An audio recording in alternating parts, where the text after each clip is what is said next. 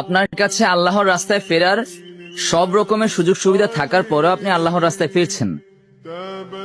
আপনাকে একটা অনুরোধ করবো, আপনি নিজেকে প্রশ্ন করুন যে এই দুনিয়ার কি এমন জিনিস যেটা আপনাকে আল্লাহর থেকে দূরে রেখেছে? এই দুনিয়ার কি এমন জিনিস যেটা আপনাকে আল্লাহর কাছে যেতে দিচ্ছে না? এই দুনিয়ার কি এমন জিনিস যেটা আল্লাহর থেকেও বেশি আপনার কাছে প্রয়োজনীয়? আপনি যদি মনে করেন যে আল্লাহর পথে থাকা ছাড়া আপনি সফল হতে পারবেন, তাহলে আপনি সব থেকে বেশি ভুল ধারণার মধ্যে আছেন।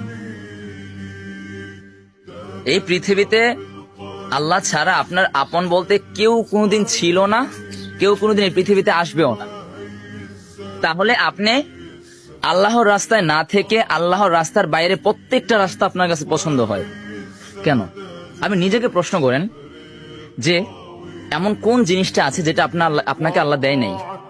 সবকিছু পাওয়ার পরও আপনি আল্লাহর রাস্তায় ফিরতে পারছেন না। এর থেকে বড় বোকামি আর কি হতে পারে?